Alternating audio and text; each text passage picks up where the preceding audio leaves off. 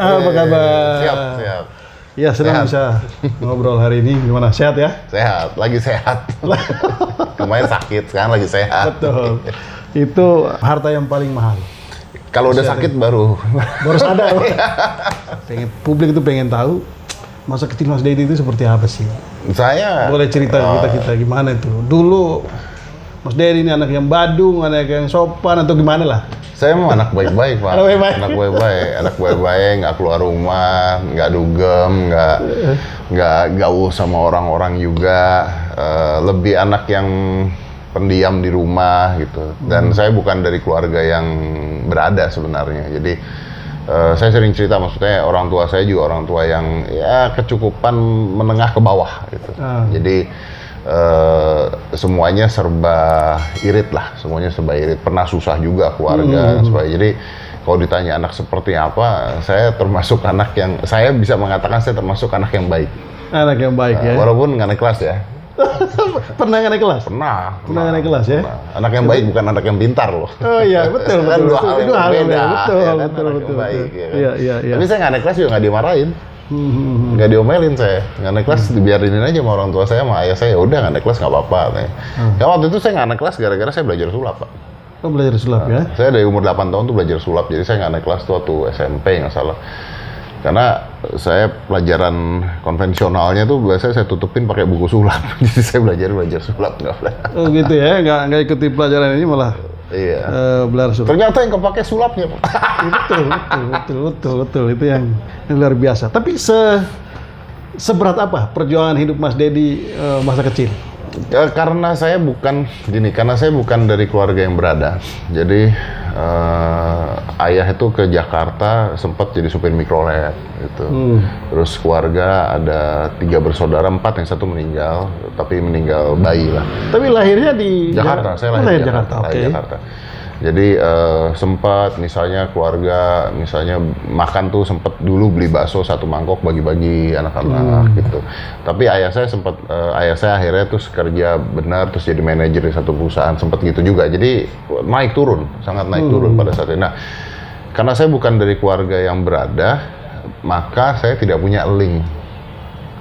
Kan sekarang yang penting itu kan orang dalam dan link, gitu kan, bukan hanya ilmu aja gitu. Jadi saya nggak punya teman-teman yang orang-orang kaya segala, saya nggak punya. Tapi ayah saya nyekolahin saya itu di sekolah yang bagus. Jadi saya tuh dulu sekolah di Santa Maria dan Santa Teresia, sekolah Katolik dulu.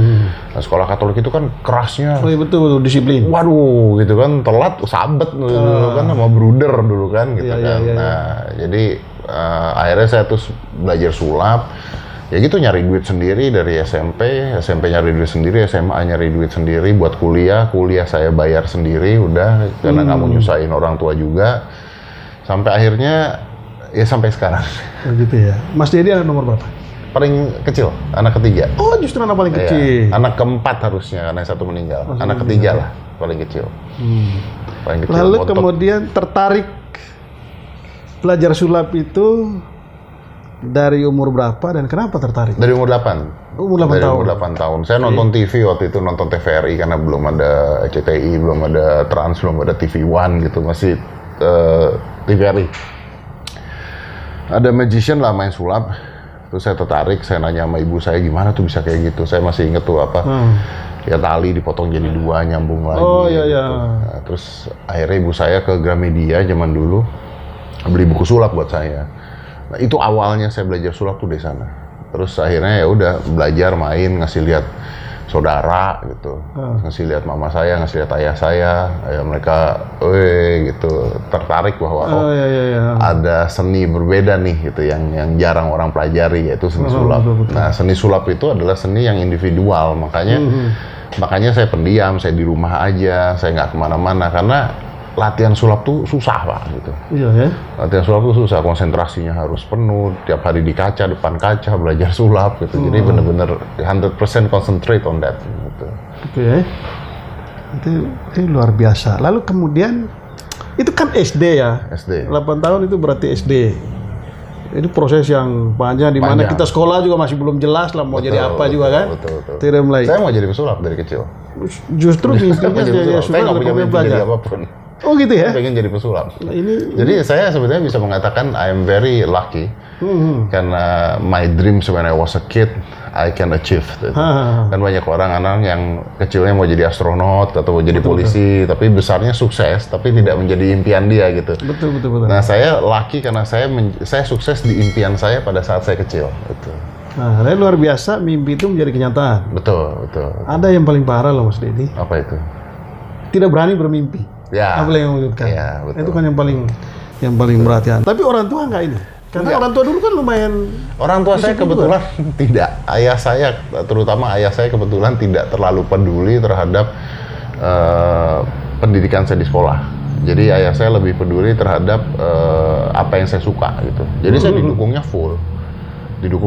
Jadi menariknya begini, kita nggak punya duit buat beli alat-alat sulap mahal, tapi kita didukungnya full gitu. Jadi spirit itu yang ngebuat oke, I need to do more, saya harus bisa gini. Kalau pelajaran sekolah jelek ya saya nggak pernah marah. Nggak pernah marah. Ini luar biasa, ada perpaduan antara Mas Dedi yang punya kemauan, lalu orang tua yang mendukung. Ya. Nggak banyak loh. Support sistemnya kuat. Itu dia. Memang pada saat itu ininya tidak mendukung ya, duitnya tidak mendukung. Tapi kalau duit mendukung, support sistemnya nggak mendukung juga susah gitu. Saya lebih percaya pada support sistem yang mendukung gitu kan, karena oke lah kita nggak bisa beli alat-alat mahal, alat-alat sulap mahal, tapi karena dukungan orang tua akhirnya kita buat sendiri. Karena they support gitu. Karena they fully support. Jadi ya udah gua harus maju lah pokoknya gitu. Dan ini yang saya terapkan ke anak saya sekarang akhirnya. Oke. Nah, kapan orang tua melihat bahwa wah kayak ini bisa menjadi masa depan nih? Setelah bisa nyari duit sendiri lah. Jadi pelan-pelan. Jadi itu waktu mulai usia berapa itu?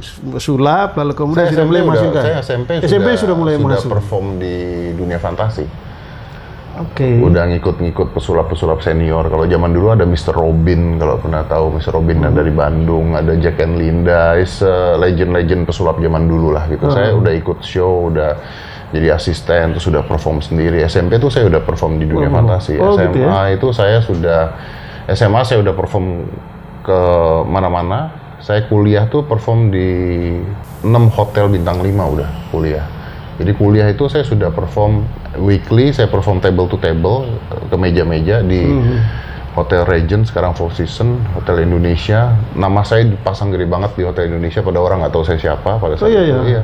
Hotel Four Seasons, Hotel Indonesia, Hotel Hyatt, Hotel Mandarin, name every 5-star hotel saya udah perform. Jadi pada saat itu pendapatan saya sudah jauh lebih besar dibandingkan ayah saya. Dari ngamen-ngamen itu. SMA itu ya? SMA ke kuliah. Oke. SMA ke kuliah. Nah dari sana ya udah berlanjut terus lah. Gitu. Berlanjut terus. Lalu ada fase kita baca, bisa di ini konfirmasi sama Mas Dedi, terlibat dalam percaturan pesulap internasional. Oh iya. Mana ada kesempatan Mas Dedi saya Israel tahun 2011, tahun 2011-2012 itu saya menang dunia sebagai mentalis terbaik di dunia 2 tahun berturut-turut. Oke. Saya satu-satunya orang Asia yang dapat penghargaan dari SAM. SAM itu Society American Magician. Jadi biasanya society ini nggak pernah ngasih ke orang Asia. Gitu. Nah, saya satu-satunya sampai detik ini masih satu-satunya. Di tahun 2013 saya dapat penghargaan Asian Breakthrough Magic di Amerika. Dari sana terus udah karya saya banyak yang dipakai sama pesulap-pesulap internasional sampai detik ini. Udah dari sana terus saya berhenti. Nah ini menarik buat saya dan mungkin buat publik itu pengen dengar cerita gimana sampai Mas Dedi itu sampai ke level itu. Kan tentu ada perjuangan yang sangat panjang. Kita dari Asia, orang menyebut Asia aja di Amerika itu sudah lihat kayak sebelah mata. Betul, makanya saya bangga sekali ketika dapat dari SAM karena mereka nggak pernah ngasih ke Asia biasanya. Itu dia. Betul. Itu gimana perjuangan sampai ke situ? I think it's combinations of passion yang drive passion yang besar sekali dari saya, dan saya tidak punya resiko apapun. Kalau saya anak orang kaya yang harus usaha pakai nama orang tua saya punya resiko kalau gagal. Saya nggak punya resiko itu. Terus saya juga saya berpikirnya pada saya sederhana, because I I'm good at that things, dan that's the only thing I know to make money. Jadi ya either lu sukses atau lu become no one gitu intinya.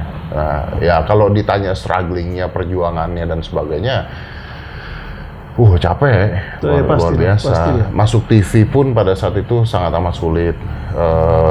Ada rasisnya, ada macam-macamnya, itu ada di zaman itu kan masih.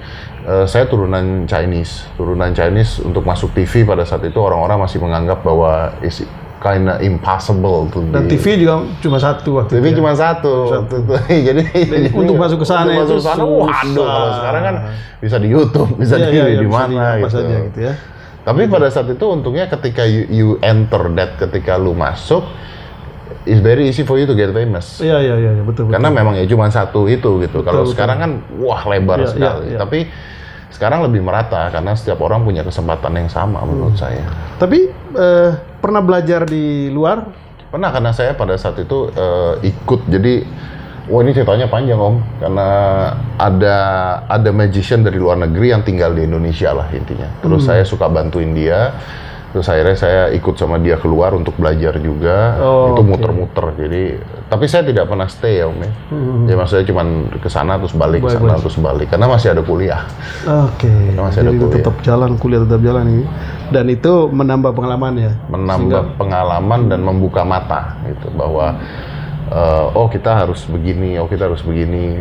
Makanya menariknya mungkin kenapa itu nge-boom sekali, karena seni sulap yang saya bawa di Indonesia agak beda dengan yang sudah orang-orang mainkan di Indonesia. Gitu. Nggak mudah lah mendapat pengakuan dunia internasional, itu kan sudah luar biasa. Nah, tahun tapi lebih nggak mudah lagi mendapatkan pengakuan di Indonesia kayaknya saya. Masa? Kok bisa? Gimana? Ya kalau di luar negeri, apalagi di Amerika, saya besar sekali karena penghargaannya besar. Tapi dunia seni sulap di Indonesia tidak dihargai. Iya dong. Mungkin bukan tidak dihargai kali. Apa dong? Karena masyarakatnya belum terlalu mengerti ya. Ya karena masyarakatnya masih percaya klinik, Pak. Bisa juga bilang. Karena begini Mas Teddy. Saya ingat ketika bikin acara di televisi itu kan sulap itu kayak terangkat gitu ke ini kan? Iya, betul. Saya bikin Master itu kan, ya.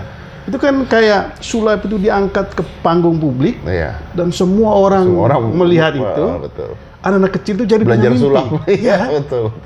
Ya, tapi setelah itu acaranya selesai selama 5 tahun kalau nggak salah tuh saya stop, berhenti, ikut berhenti juga semuanya. Tapi gini, buat saya itu inspirasi yang menarik karena apa? Karena sama pesulap itu dengan apa yang didorong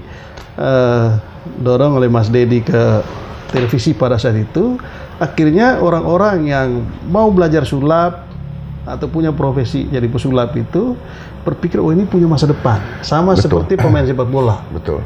Ya kan?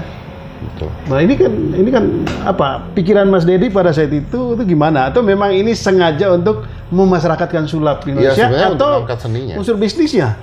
Untuk angkat seninya ya jelas ada unsur bisnisnya di sana of course. Tapi untuk angkat seninya sendiri, cuman memang ya sesuai dengan perkembangan zaman gitu ya. Setelah saya berhenti, akhirnya turun juga gitu. Nah itu yang saya sayangkan gitu. Nah sekarang mana ada acara sulap? Kenapa? It's a very hard questions. Saya juga nggak tahu kenapa. Kalau ditanya sama Om kenapa, saya sulit jawabnya. Banyak orang yang ngomong ke saya karena sulap di Indonesia identik dengan Deddy Corbuzier. Jadi ketika Deddy Corbuziernya stop, seninya stop. Banyak orang yang mengatakan itu. Saya nggak percaya hal itu gitu. Saya percaya bahwa ya nggak bisa dong. Tanggung jawab gue gede banget gitu kan. Saya merasa bahwa mungkin masyarakat kita sekarang lebih apa ya? Aduh sulit Om jawabnya. Sulit, saya nggak tahu jawabannya. Ya, tapi pertanyaannya kenapa tiba-tiba berhenti gitu? I'm being tired. Saya capek. Capek ya? Mengalami kejenuhan juga? Gini, sebenarnya bukan capek juga. Saya pada saat itu I got divorced. Terus anaknya ada di saya pada saat ikut saya. Terus saya tuh show sulap tuh harus keluar kota Om. Gitu, because the money there. Iya. Kan misalnya orang bikin acara nikahan di Surabaya gila-gila. Iyalah. Gitu kan. Dan itu kan momentum juga. Betul. Ketika sulap luar biasa gitu, booming pada saat itu, job ada di mana-mana ya pasti diambil dong. Nah, di momen itu juga saya dapat tawaran di Vegas sebenarnya untuk perform gitu. Tapi di momen itu juga saya divorce, terus anak ikut saya. Di momen itu juga saya harus memilih gitu, memilih apakah saya harus meninggalkan anak saya untuk ngejar cita-cita saya ke atas lagi, atau saya stay di sana untuk ngembangin anak saya gitu. My choice end up with I need to be home. Oh gitu. Ini Itu salah satu. Itu salah satu ya. Salah satu reasons-nya. Oke. Salah satu reasons-nya. Which is sampai detik ini saya masih mengatakan is the right choice. Ya, karena sudah ada langkah-langkah setelah itu kan. Kalau langkah setelah itu makin jeblok ya itu pasti lagi, ya itu kan pasti mikir lagi ya. Nah, tapi dari langkah yang sudah dilakukan itu kan ya paling tidak masyarakat sudah mulai mengenal sulap dan melihat sulap ini punya prospek gitu. Setelah Mas Dedi memutuskan untuk berhenti, lalu apa pikirannya sekarang ini melihat redup juga sulap? Apakah memang ya sudah masa saya sudah selesai? Sangat disayangkan. Saya itu masih sering seminar loh untuk pesulap-sulap di Indonesia. Saya masih sering jadi konsultan untuk beberapa magician di Indonesia gitu. Dan sangat disayangkan kenapa mereka meredup. Nah, dan dengan adanya COVID dan pandemi ini sangat tidak menolong. Sangat tidak menolong. Karena a show buat saya ya. Kalau orang mengatakan kita bisa online show, bullshit. For me, bullshit. Ya, betul. Online show itu nggak dapet feeling gitu loh. Kayak meeting Zoom. Itu tuh nggak dapet gitu loh. Yes, it's an alternative, tapi nggak bisa nggak bisa gitu. Jadi dengan adanya COVID terus pandemi ini sangat tidak menolong, bukan hanya seni sulap, tapi seniman-seniman. Semua. Everything nggak nolong gitu. Nah, mudah-mudahan sih, mudah-mudahan ini bisa ini membaik mulai lah. Kembali lagi terus nggak tahu, mungkin one day I perform again. Maybe. Kita lihat perkembangan. Tapi gini, Mas Dedi itu menurut saya ya dari riset-riset yang dilakukan, satu berhasil mengangkat sulap itu ke panggung yang tadi saya bilang, ke panggung publik, dan itu booming. Lalu kemudian setelah itu menjadi seorang host di televisi. Talk show ya. Hitam putih ya, cukup 11 tahun. Nah, 11 tahun ya. Dan itu berhenti 2020. Berhentinya pada saat pandemi. Pandemi. Betul. Itu berhentinya karena TV-nya atau Mas Dedinya? Karena bintang tamunya, Om. Jadi pada saat itu bintang tamu kita itu bukan artis-artis, tapi bintang tamu kita itu orang-orang yang bisa ngasih inspirasi, yang mana kebanyakan kita tuh dari luar kota. Oke. Jadi anak sekolah dari Medan, betul. Ada profesor dari mana gitu, bahkan dari NTT. Kita nggak bisa nerbangin siapapun pada saat itu. Iya. Terus akhirnya show-nya jadi berubah. Persis. Jadi berubah. Terus show-nya saya di studio pakai screen. Jadi itu ya, hilang moodnya ya. Hitam putihnya hilang pada saat itu. Terus saya meeting dengan TV-nya. TV-nya mengatakan gimana nih kita mau lanjut lagi apa enggak atau gini.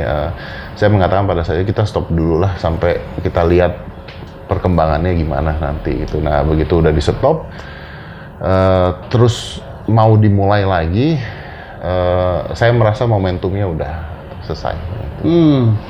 Lalu kemudian kan masuk ke dunia YouTube ya, masuk ke dunia itu podcast begitu, dan ini booming juga. Iya. Nah, banyak yang bilang gila nih Deddy Corbuzier nih, dia bikin apa sukses ya? Apa sih rahasianya? Ya dia bikin apa sukses karena yang kelihatan yang sukses.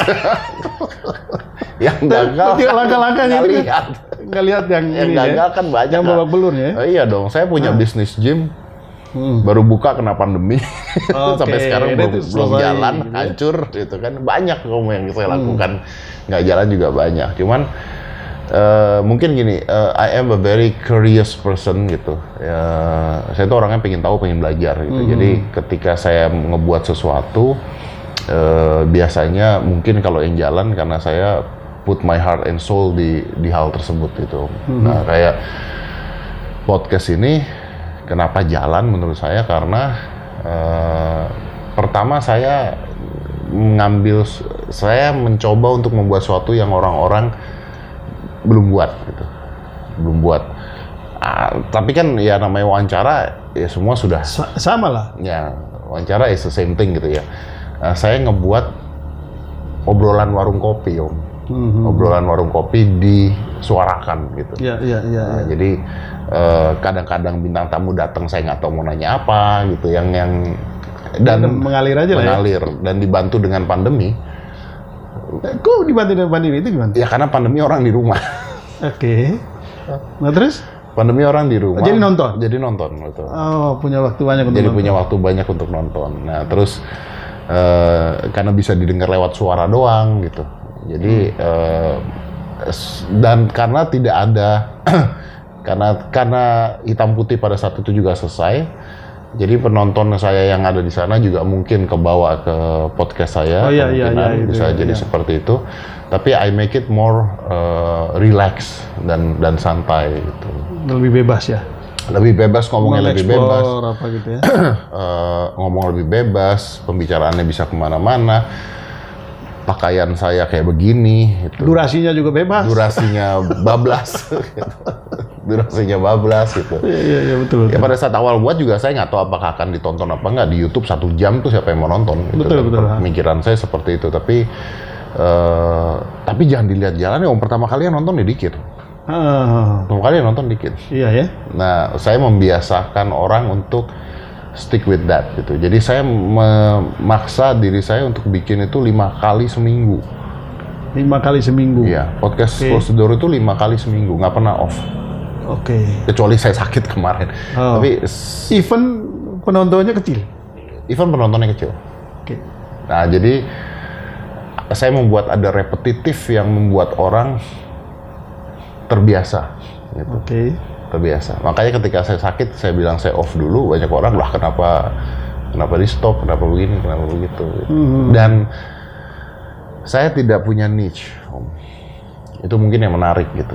Saya tahu bahwa ini berbeda sekali dengan ilmu ekonomi ya atau ilmu bisnis gitu. Saya nggak punya niche dalam pengertian saya ngundang orang tuh berantakan gitu. Oh, jadi udah pokoknya mana yang dianggap ini udah diundang, dianggap cocok, undang gitu. Ya, ada Pak Prabowo, ada Sofia Lajuba, ada Pak Luhut, ada Dinar Kendi gitu yang nggak kelihatan arahnya kemana betul, mau bikinnya gitu. Kan kalau misalnya siapa ya misalnya Najwa Shihab gitu misalnya. Najwa Shihab kan sudah pasti jelas is politik gitu. Betul. Nah, saya berantakan sekali. Campur ya segala. Campur. Ya. Nah, satu ketika saya pernah lihat salah satu kontennya Mas Dedi pernah mengkritisi artis yang lebay gitu di televisi. Karena ini konten yang mesti mendidik dong, memberi edukasi ke publik. Betul. Apa sebetulnya keprihatinan Mas Dedi sehingga muncul gini dengan fenomena media sosial kita hari ini ya? Iya, gini. I might be wrong ya. Saya mungkin aja salah gitu ya. Penonton kita di TV itu saat ini kelasnya sudah DE, intelektual, pendidikan dan sebagainya menurut saya. Karena kelas-kelas AB yang dulu itu sudah larinya ke Netflix, ke YouTube. Saya nggak tahu Om nonton TV nggak masih? Atau mungkin Om nonton TV nontonnya di YouTube kali? Iya udah. Nah iya makanya kan begitu kan gitu kan. Iya. Saya punya asisten rumah tangga gitu. Asisten rumah tangga saya aja nontonnya Netflix gitu. Jadi menurun sekali kualitasnya gitu. Nah akhirnya orang harus membuat tayangan yang menyesuaikan kelas tersebut. Gitu. Ya makin lama makin hancur dong kalau kayak begitu. Makin lama makin rusak. Kenapa tidak? Kalau semua TV bersepakat atau semua bos TV sepakat, kita harus membuat tayangan yang bagus. Penonton akan terbiasa. Gitu. Iya. Penonton akan terbiasa. Tapi kan resikonya tinggi.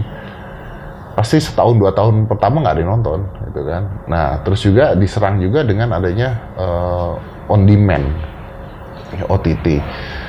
Kebiasaan orang menunggu sesuatu untuk menikmati sesuatu hilang. Oke. Gitu. Maksudnya kalau zaman dulu mungkin nonton MacGyver gitu kan. Iya. Tiap hari Minggu jam segini kita duduk di depan TV. Kalau sekarang kan, mau nonton, ya nanti gua nonton gitu. Betul. Nah, pilihan juga banyak sekali. Pilihan juga banyak sekali. Nah, jadi sebenarnya dengan pilihan yang banyak sekali, maka pilihan orang juga untuk membuat konten seperti apa gitu. Okay. Semakin banyaknya konten yang alay, sangat alay, ya itu mencerminkan rakyat kita nanti akhirnya. Iya. Dan memang itu betul sekali ya, apalagi dengan perkembangan media sosial yang luar biasa ini, hanya itu menjadi PR yang sangat besar. Bukan PR 1-2 orang. Ini bangsa ini harus memikirkan itu, karena tadi kalau kita membiarkan itu terus-menerus akan seperti itulah. Ya, masyarakat kita nanti.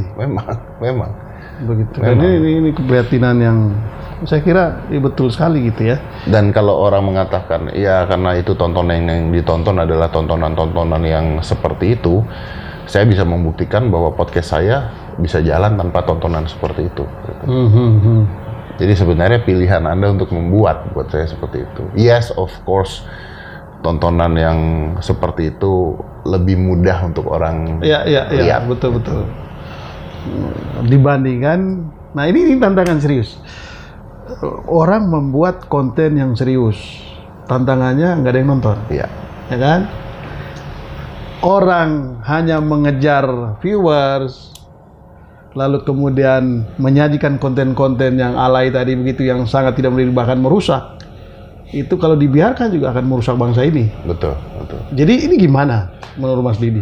Ya sederhananya sih saya melihat formulanya harus menyatukan antara entertain dengan value gitu. Jadi entertain dengan value dalam pengertian ketika saya mewawancarai, saya nggak bisa bilang wawancara, ketika saya ngobrol dengan seorang menteri gitu misalnya. Biasanya penonton mungkin nggak mau nonton karena pertanyaannya pasti tentang politik, tentang ini gitu. Karena saya obrolan warung kopi, jadi entertainnya kental sekali gitu. Entertainnya kental sekali. Saya juga memanggil mereka dengan sebutan bro, dengan sebutan ini gitu ya. Itu tuh jadi masuk ke milenial yang mau nonton. Gitu. Betul. Jadi memang harus ditelaah sisi entertainnya supaya seimbang dengan sisi value yang kita kasih. Gitu. Jadi setiap itu selalu ada pesan yang terselubung di balik itu ya. Betul sekali, memang orang sudah jenuh memang. Model dialog yang kaku, yang sangat formil gitu ya. Capek. Sudah berat materinya. Tambah lagi berat. Sakit pala. Sehingga obrolan ini betul sekali gitu ya. Mas Didinya ini memang tantangan yang sangat serius. Saya ini dulu kembali ke belakang. Waktu itu Mas Dedi sempat berhenti, lalu kemudian sakit ya, COVID. Itu gimana ceritanya? Mungkin sudah diceritakan, tapi ini momen ketemu langsung kita. Saya juga pernah COVID. Saya kena bulan Februari. Saya bukan masalah COVID-nya. COVID saya udah negatif. Udah negatif ya? Itu justru itu uniknya. Itu gimana ceritanya? Cerita bagian mana nih Om? Yang mana? Cerita sakitnya. Cerita sakitnya. Ya, saya udah cerita di mana-mana sih ini sebenarnya. Intinya saya kena badai sitokin gitu. Jadi badai sitokin ini adalah gejala lanjutan dari terjadinya COVID gitu. COVID-nya saya udah negatif di awal-awal. Nah, ternyata ada sebuah kelanjutan yaitu badai sitokin. Which is minggu kedua saya baru kena badai sitokin. Kedua kena badai sitokin, kerusakan paru-parunya 60%. Padahal COVID udah nggak ada. Jadi saya bisa mengatakan bahwa saya kemarin itu kritisnya karena badai sitokin. Nah, badai sitokin ini bukan hanya terjadi di COVID. Oh gitu. Badai sitokin ini bisa terjadi di berbagai macam penyakit gitu. Orang cancer itu bisa kena badai sitokin. Orang dengan gangguan imun tubuh bisa terkena badai sitokin. Gitu. Persisnya apa badai sitokin itu? Wah, itu kayaknya harus ke dokter Om. Tapi basicnya adalah bahwa imun kita terlalu kuat nyerang diri kita sendiri. Oke. Gitu. Oh. Saya nggak bisa ngomong banyak tentang itu karena kedokteran banget gitu ya. Intinya adalah radang yang terjadi di tubuh itu tiba-tiba meledak berkali-kali lipat karena tubuh kita tidak menyetop imun kita untuk menyerang. Oh, menyerang, oke. Gitu. Jadi kayak misalnya mau matiin nyamuk tapi pakai bom. Nyamuknya mati, Tapi rumahnya yang hancur, lain gitu. COVID-nya selesai, COVID-nya beres gitu. Tapi bagian lainnya juga kena semua. Gitu. Oke. Jadi COVID-nya selesai, tapi paru-paru saya rusak gitu. Intinya gitu. Nah itu nggak kena ke semua orang. Berapa lama itu bisa pulih? Saya untungnya karena saturasi oksigen saya nggak turun. Terus kalau kata dokternya karena pola hidup saya sehat. Saya kemarin itu kritis 4 hari. Kritis 4 hari. 4 hari ini kritis yang dianggap sangat cepat. Gitu. Karena di depan saya, pasien di depan saya sudah 2 bulan. Oke. Dan kemungkinan hidupnya sangat kecil. Gitu. Dan orang kalau kena badai sitokin itu benar-benar antara hidup atau mati gitu. Kemungkinan hidupnya tidak sebesar yang kita harapkan lah kalau kita kena badai sitokin. Gitu ya. Gitu. Dan beruntung nih Mas Dedi selamat ya. Ya, saya bisa mengatakan beruntung dapat dokter yang tepat, dapat obat yang tepat, dan mungkin juga karena pola hidup saya yang termasuk sehat gitu ya. Karena dari dokter juga mengatakan ini kalau Mas Dedi pola hidupnya tidak, saya nggak punya komorbid jadinya. Kalau tidak sehat pasti drop. Kenapa? Karena kemarin paru-paru saya nggak turun Om. Jadi bayangkan dengan paru-paru saya rusak 60, oksigen saya tetap di 98. Ush. Nah, itu yang nolong saya kemarin. Itu luar nolong biasa. saya kemarin. Nah, kalau itu saya drop, saya masuk ICU. Jadi pada saat itu saya rusak paru-parunya. Saya tidak sesak. Itu yang sangat menolong. Itu yang sangat menolong. Kalau sesak ya udah. Ya masuk ICU. Saya tidak sempat pakai oksigen bahkan. Iya ya. Nggak sempat pakai oksigen. Padahal paru-parunya udah berantakan. Dan itu sempat pulang rumah setelah negatif pulang rumah. Saya nggak pernah masuk rumah sakit. Nggak pernah masuk rumah sakit. Saya masuk rumah sakit setelah badai sitokin. Oke. Justru setelah. Betul. Waktu COVID saya nggak masuk rumah sakit karena saya isoman dan sembuh. Sembuh ya. Sembuh udah sembuh. Saya udah kerja lagi, udah macem-macem. Minggu kedua nggak ada angin, nggak ada hujan, demam. Gitu. Oke. Itu di minggu kedua. Dan itu demamnya bertahap atau tiba-tiba langsung tiba-tiba pada hari itu. Pada saat badai sitokin itu demamnya tiba-tiba 3940. Nah, banyak juga yang tidak tertolong itu pada saat dia lagi naik. Betul. Saya nggak kena. Orang sudah ini. Jadi naik, pada saat turun itu saya kena ini. Oke. Nah, saya masuk yang sedikit serius. Ininya podcast Mas Dedi sekarang ini cukup besar, dan menariknya itu menjadi tempat untuk klarifikasi berbagai macam isu gitu. Ya, betul. Ya kan? Dan menurut saya beruntungnya Mas Dedi juga di situ. Tidak, artinya tokoh-tokoh yang tadi, yang artis, yang politisi, yang menteri bahkan, mereka merasa kalau diundang Mas Dedi untuk mengklarifikasi itu luar biasa gitu. Mas Dedi melihat itu gimana sehingga apa ya? Tadi saya bilang ini menjadi satu keberuntungan atau memang Mas Dedi merasa oh ya memang kita masuk kadang-kadang masuk politik juga kan, masuk hal yang sensitif itu gimana? Mas Dedi merancang, mensiasati atau kadang-kadang mungkin ngeles juga. Karena kan tidak semua isu juga direspon kalau atau gimana? Waduh, ini pertanyaannya banyak banget, saya jawab yang mana nih? Sekaligus biar jawabnya panjang. Nah, kalau saya tidak merasa keberuntungan Om, karena buat saya terbuka buat semua orang gitu. Basicnya saya terbuka buat semua orang. Ya tidak semua orang ya pasti ya. Maksudnya ketika ada isu dan ketika ada momentum saya mempersilahkan gitu. Nah, kalau pertanyaannya tadi kenapa mereka kesini? Karena saya mungkin tidak berpihak. Saya tidak berpihak dan saya tidak mencecar orang dengan pertanyaan-pertanyaan yang dengan sengaja menjatuhkan. Ya kalau jatuh sendiri karena salah ngomong sering gitu. Tapi maksud saya tidak pernah mencecar untuk menjatuhkan. Sedangkan mungkin kalau TV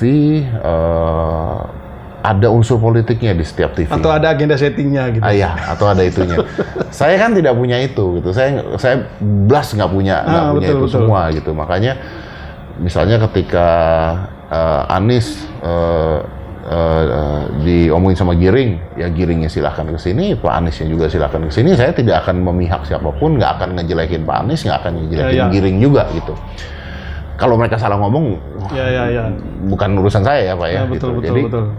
Jadi it's more comfortable ketika mereka bisa bicara tanpa ada tekanan sebenarnya begitu. Nah itu mungkin yang akhirnya terus mereka ke tempat saya gitu. Of course banyak juga yang saya minta itu kan, kayak Pak LBP saya minta, Pak Prabowo juga saya minta untuk hadir, dan mungkin kayak Pak Prabowo juga hadir karena mungkin beliau nonton asik juga nih gitu kan. Dan kita kan endingnya ngomongin kucingnya dia gitu, bukan ngomongin politik juga gitu. Nah kalau tadi pertanyaannya Om apa namanya, saya lupa sampean, mensiasatinya seperti apa, memang namanya orang berbicara itu siapapun pasti adanya di pinggir jurang gitu. Karena kalau kita salah ngomong kita digoreng sama sana, salah ngomong digoreng sama sini. Kayak kemarin tiba-tiba foto saya dengan salah satu jenderal kesebar gitu kan. Saya juga bingung gitu. Kalau buat saya ketawa gitu. Ini nyebarin foto gua, ngegoreng gua. Tujuannya apa? Gua politik juga bukan, gua menteri bukan, anggota DPR bukan gitu, anggota partai bukan gitu ya. Ya saya nggak peduli, silahkan aja mana mau goreng aja gitu. Mensiasatinya buat saya adalah bahwa salah kalau mereka menganggap bahwa saya ada di kelompok ini atau di kelompok ini atau di kelompok ini, menurut saya salah gitu. Karena kayak Pak Luhut dengan Haris Azhar gitu. Pak Luhut pernah di sini, Pak Haris Azhar pun pernah di sini gitu maksudnya. Ya udah gitu, saya membicarakan momen tersebut apa yang dibicarakan gitu. Saya lebih ke sana sih gitu. Iya. Dan itu tadi menarik. Jadi ini menjadi tempat untuk semua pihak bisa mengklarifikasi versinya masing-masing. Betul. Silakan publik yang menilai ya. Silakan publik yang menilai. Betul. Keren. Saya hanya mewakilkan pertanyaan-pertanyaan dari masyarakat tanpa membawa agenda sendiri. Saya nggak bawa agenda sendiri. Makanya kan kayak misalnya presiden siapa begitu, saya nggak peduli presidennya siapa gitu. Oh gitu ya. Padahal saya mau tanya itu loh. silakan. Iya itu ini. Jadi, nah ini kan memang kenapa tadi saya tanya itu karena terasa sekali kan kita di Indonesia ini sampai hari ini kayak masih polarisasi gitu ya. Pasti. Ini. Jadi kalau kita ngomong begini nanti yang ini marah. Kita ngomong begini yang sebelah sini marah. Jadi sehingga memang untuk muncul di ruang publik dengan acara-acara seperti ini memang kita salah menempatkan diri. Oh nanti dikira ini di pihak sana. Udah sering. Salah bersikap lu sebelah sini. Nah, saya sering sekali. Saya lagi podcast dengan, kita nggak usah sebut nama ya Om ya. Saya lagi podcast dengan seseorang.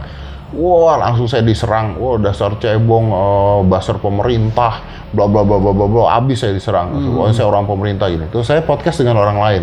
Diserang lagi. Wah dasar kadrun, dasar begini. Jadi saya bingung. Anda nih menganggap saya cebong apa kadrun gitu. Nah, Mas Dedi, kita ini pemimpin yang di 2024 ini seperti apa sih? Atau kasih clue juga boleh. Balik lagi Om, saya jawabnya sederhana. Bukan saya tidak mau memprediksi, tapi saya tidak terlalu concern siapa yang menang Om. Jujur aja, kenapa? Karena gini, saya merasa bahwa sebagai seorang rakyat biasa, saya tidak memiliki kekuatan untuk menentukan siapa yang menang. Kita tahulah cara pemilihan presiden seperti apa, masuk partai seperti apa dan sebagainya. Saya tidak bermasalah juga ketika siapapun itu yang menang gitu. Saya hanya akan memastikan bahwa kalau seorang presiden terpilih, maka dia harus menjaga NKRI.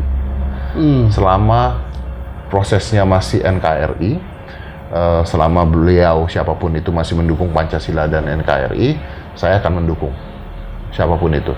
Memang yang jelek itu di Indonesia itu adalah ketika pertarungan antar presiden atau antar calon biasanya terjadi polarisasi. Biasanya menggunakan isu-isu tertentu yang bisa memecah belah rakyat untuk mencari suara gitu. Tapi saya yakin orang-orang ini sebenarnya bukan orang-orang yang ada di golongan tertentu gitu. ini hanya politik mencari suara. Politik mencari suara gitu. Setelah jadi belum tentu juga gitu kan, kita melihat kenyataan itu terjadi saat ini gitu kan, belum tentu juga. Nah, memang itu. Jadi masyarakatnya harus pintar. Ini orang lagi jualan obat. Kalau namanya orang lagi jualan obat dia nomor 1 gitu loh. Masyarakatnya harus pintar. Jangan gara-gara memilih satu orang presiden, mengkultuskan presidennya, ribut sama keluarganya gitu. Pemilihan presiden kemarin atau pemilihan apapun itu kemarin, banyak sekali WhatsApp keluarga yang isinya berantem antar keluarga. Betul. Wah, saya Jokowi, yang satu milih Prabowo, berantem keluarganya, suami istri cerai gara-gara itu. Persis. And I think it's stupid menurut saya. Karena ada kok keluarga saya tuh datang ke saya waktu itu, Jokowi atau Prabowo. Saya ngomong, lu nanya Jokowi atau Prabowo sama seperti ketemu orang nanya agama lu apa. Kenapa? Orang kita milih aja suaranya ditutup, nggak boleh kelihatan kok gitu ya. Terus saya bilang, tergantung nih, lu milihnya apa dulu. Karena saya tahu harapan Anda adalah saya menjawab sama dengan harapan Anda. Iya. Itu yang jadi masalah, Om. Ini jadi keributan, hal itu jadi keributan. Nah, makanya kalau Om tanya ke saya harapan saya dan prediksi saya harusnya ke depannya masyarakat kita jauh lebih pintar untuk melihat bahwa this is a politic maneuver. This is a political games, gitu loh. Be smart, gitu. Jangan gara-gara presiden Anda nggak kepilih, Anda cerai. Iya, gitu. betul. Nah, kalau saya sih akan menjawabnya bahwa siapapun presidennya, Indonesia harus NKRI. Nah, betul. Kalau keluar dari sana, saya serang. Itu betul. Ini pesan penting. Nah, ini Mas Iri, sekarang kita ini atau Indonesia lah, mungkin juga dunia global juga sedang menghadapi ancaman yang serius ya soal radikalisme ini. Nah, dan kebanyakan itu adalah anak-anak muda. Apa yang Mas Dedi lihat? Kalau saya melihat bahwa ini tuh terjadi karena banyak unsur. Satu, support system dari keluarga yang kurang. Mereka yang akhirnya mencari perlindungan lain, atau mereka yang kan gini Om ya, maksudnya orang menjadi radikal. Radikal ini kan sebuah term yang sebenarnya bisa positif bisa negatif. Iya. Ya, saya radikal terhadap Pancasila jadi positif, gitu kan? Kalau Anda radikal terhadap apapun tanpa merugikan orang lain, go ahead, gitu. Tapi biasanya kan di sini kan yang kita anggap kan radikal itu akhirnya mempengaruhi orang lain, membenci orang lain karena orang lain atau sampai menghilangkan nyawa orang lain. Atau menghilangkannya orang karena perbedaan. Nah, apa yang terjadi menurut saya adalah karena support system yang dari dulu kurang dari keluarga, dan support system yang mungkin dibuat oleh pemerintah kita dari dulu. Gini, saya nggak sebut siapa gitu, tapi maksudnya gini, misalnya ada ormas-ormas yang misalnya suka mengacau, gitu. Emang itu pemerintah nggak tahu dari dulu? Saya nggak bicara zaman sekarang ya. Iya. Ada yang dibuat pemerintah juga kok, gitu. Oknum. Saya nggak bicara sekarang ya.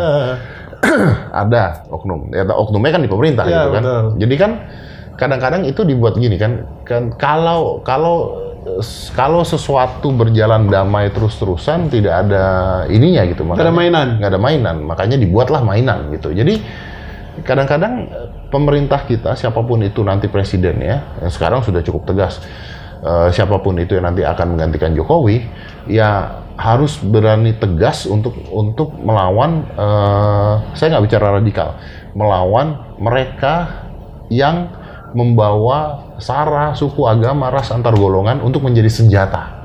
Itu harus dilawan. Benar-benar harus tegas. Karena kalau nggak begitu, founding father kita yang membuat Indonesia ini dari Sabang Merauke, beda suku, beda agama, beda macam-macam, berantakan sekarang pasti. Kalau dibiarkan seperti itu aja. Jadi harus tegas. Nah, mendapatkan orang-orang yang tegas ini sulit gitu. Karena apa? Karena takut. Takut kenapa ya? Karena banyak perlawanan pastinya seperti itu. Gitu. This is like happen everywhere gitu. Happen everywhere. Nah, kita sebagai anak-anak muda harus berpatokan bahwa Indonesia ini Pancasila, Indonesia ini NKRI merayakan perbedaan. Gitu. Saya menggunakan kata-kata merayakan perbedaan karena perbedaan seharusnya dirayakan. Betul. Nah, karena itu kekayaan yang harus ini. Nah, Mas Dedi sekarang main di media sosial ya, dan sekarang pengaruh media sosial ini luar biasa. Tapi jangan salah, media sosial ini juga menjadi sarana juga untuk katakan melatih membentuk orang menjadi radikal. Ya. Nah, apa pesan Mas Dedi supaya sebaliknya justru media sosial ini dipakai untuk menjadi alat yang bisa membawa kedamaian, membawa toleransi, membawa keindahan hidup bersama gitu. Ini ada dua sisi, Om. Yang pertama bahwa kita harus mengakui bahwa Indonesia tidak punya kedaulatan terhadap media sosial. Itu dulu. Kita beda dengan Cina. Persis. Cina pemerintahnya, media sosialnya ada di bawah mereka gitu. Iya. Indonesia tidak punya kedaulatan terhadap hal tersebut. Media sosialnya bukan punya Indonesia gitu. Jadi ketika ada sesuatu yang harusnya mengganggu, sulit sekali untuk di-stop. Karena kita nggak punya kedaulatan di sana. Betul. Negara kita, pemerintah kita tidak punya kedaulatan di sana. Nah, ini bahaya sekali. Makanya, apakah teori Cina itu benar apa nggak tahu juga gitu. Tapi demokrasi apakah sempurna? Nggak juga ternyata. Iya, betul. Gitu. Itu satu. Yang kedua, saya selalu mengatakan bahwa bangsa kita ini bisa rusak bukan karena orang-orang tidak benar banyak bicara, tapi Indonesia bisa rusak karena banyak orang-orang yang benar takut bicara. Gitu. Nah, akhirnya memang buah si malakama, karena misalnya ada orang yang mau membicarakan kebenaran, begitu dia bicara tentang kebenaran diserang oleh buzzer-buzzer. Diserang oleh buzzer-buzzer, pemerintah nggak bisa nyetop juga buzzer-buzzer ini karena tidak punya kedaulatan. Akhirnya orang yang tadinya mau bicara kebenaran lebih baik tidak usah bicara. Memilih untuk diam. Memilih untuk diam gitu. Nah, diam ini juga bom waktu. Persis. Karena kalau diam terus, artinya akan ada yang berjalan. Iya. Nah, kalau dia diam terus, tiba-tiba begitu melek, begitu mau ngomong, udah telat. Gitu. Betul. Negara kita udah nggak ada, bisa aja seperti itu. Dan kita kan bukan diserang hanya dari dalam, kita diserang dari negara-negara lain juga. Berapa banyak negara yang menginginkan Indonesia gitu kan. Ya. Permainan politiknya, konspirasinya, semuanya. Betul. It's happening gitu. Nah, itu sulit Om, jadi pertanyaan itu sulit. Mungkin gini, rayakanlah perbedaan. Jadi dalam pengertian gini, Anda tidak perlu bicara misalnya, wah ini nggak bener nih, oh ada pendeta ini nggak bener, ada ustadz ini nggak bener, dia ngata-ngata, nggak usah, karena nanti Anda akan diserang. Betul. Ya.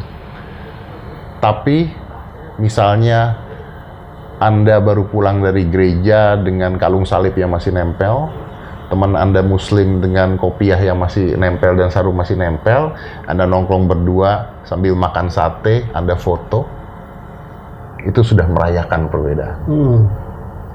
Itu menginspirasi juga. Itu menginspirasi banyak orang. Betul. Dengan ketika Lebaran yang itu mengucapkan, ketika Natal mungkin yang Muslim mengucapkan, itu sudah merayakan. Di luar benar apa tidaknya ya Om ya, karena kan sekarang masih perdebatan.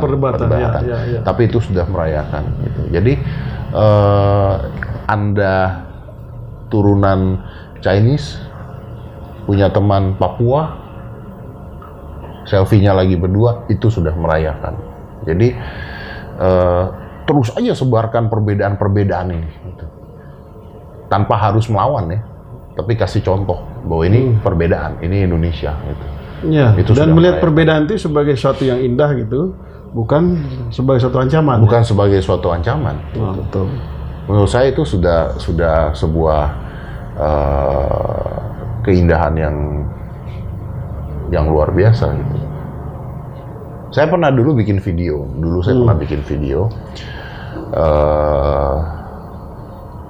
Ada wanita berhijab lagi jalan, terus dia lihat ada kalung salib jatuh, dia tahu yang punya siapa, terus sederhananya diambil, dibalikin ke orangnya. Itu indah. Ya, betul. Itu luar biasa. Itu indah. Sederhana itu. Sederhana itu. Ya dia nggak salah juga, bukan artinya terus dia ngambil kalung salib terus dia jadi memuja Tuhan yang lain. Enggak. Ini kan mengembalikan barang orang dan sebaliknya. Jadi nggak ada mayoritas, nggak ada minoritas. Yang ada kita orang Indonesia, agama kita berbeda-beda, suku kita berbeda-beda. Rayakan itu. Nah, itu dia. Di masyarakat kita, kayak di tempat saya, berbeda agama itu sesuatu yang biasa, sesuatu yang indah, dan betul-betul dirayakan bersama-sama. Jadi siapapun yang merayakan itu, kita sama-sama merayakannya. Gitu. Nah, cuma kan hari ini, dengan perkembangan di era digital ini, sayangnya yang tadi Mas Dedi bilang itu dirayakan, itu justru tidak banyak dirayakan. Yang muncul itu justru ya cerita kebencian, ya kan? Cerita saling menyalahkan, gitu. Nah, apa pesan Mas Dedi untuk bagaimana kita sama-sama mengisi ruang publik ini dengan pesan-pesan damai itu, pesan-pesan keindahan? Ya itu tadi, Om, bahwa sesederhana itu foto teman lagi makan satu pakaian berbeda itu sudah merayakan menurut saya. Kalau pemerintah, Mas Dedi? Wah, kalau pemerintah sih menurut saya balik lagi, pemerintah kita tidak punya, babak belur mereka. Pemerintah kita menjaga ini ya. Iya, pemerintah kita nggak punya kedaulatan terhadap media sosial, Om. Oh, gitu ya. Gimana caranya gitu? Mereka bisa nggak nyabut salah satu medsos? Nyari medsos aja 1,5 mati kok. Dari polisi nyari juga 1,5 mati, dari ini nyari 1,5 mati. Kan misalnya orang di Facebook ada gini, harus izin Facebook kan? Jadi nggak punya kedaulatan hal itu tuh sulit sekali menurut saya, sangat amat sulit. Dan dari pemerintah juga gini, harus melihat bahwa ini targetnya siapa, anak-anak milenial kah, apakah gitu. Jangan berpatokan dengan teori-teori lama terus itu. Nggak nyampe ke masyarakat kita tuh, nggak nyampe gitu loh, nggak nyampe. Maksudnya ya gimana kalau channel pemerintah misalnya gitu bikin video tentang apa gitu, penyampaian yang nonton 20 orang gitu, 30 orang gitu. Betul. Ya nggak nyampe gitu. Iya. Betul. Dan itu frustrasi juga loh mereka, pemerintah itu. Frustrasi. Ya pasti gitu, karena tidak nyampe gitu loh. Karena nggak nyampe. Nah, ini yang salah ya itu, karena masih menggunakan metode-metode lama yang dianggap bisa berhasil gitu. Ya, dan banyak aturan-aturan kita, regulasi kita itu yang sudah ketinggalan zaman. Nah itu. Dengan perkembangan sekarang ini. Iya, nggak nuntunin. Gitu. Iya betul. Nggak bisa menjangkau. Jadi memang ini PR yang luar biasa. Oke, saya kira sudah banyak yang kita ngobrolin. Thank you. Mas Dedi ada pesan apa gitu? Ya mungkin terakhir sih itu ya, saya akan ngulang kata-kata tadi bahwa buat saya siapapun presidennya nanti tidak ada masalah. Yang jadi masalah adalah kalau NKRI atau Pancasilanya terancam gitu. Jadi jangan sampai perbedaan pilihan presiden membuat Anda cerai dengan istri Anda, membuat keluarga Anda ribut di WhatsApp group. Jangan sampai, udah belajarlah dari tahun-tahun yang kemarin kan udah belajar. Jangan sampai terjadi perpecahan, karena ingat bahwa this is a political game. Mereka akan menggunakan segala cara untuk menang. That's normal gitu. Kalau saya jadi calon presiden, saya maybe I gonna do the same thing gitu. Nah, masyarakat kita harus pintar menganggap bahwa oke, this is a political game. Pilihlah yang Anda suka gagasannya, ininya. Toh gagasan juga belum tentu terlaksana gitu kan maksudnya kan. Jadi yang penting adalah kalau negara kita terancam, Pancasila kita terancam, NKRI kita terancam, yuk kita bisa melawan balik. Melawan baliknya seperti apa? Nggak usah marah-marah, nggak usah koar-koar, nggak usah teriak-teriak. Sebarkan aja gambar indahnya perbedaan. Easy as that. Itu luar biasa. Thank you, Om. Mas Dedi, terima kasih banyak. Thank you.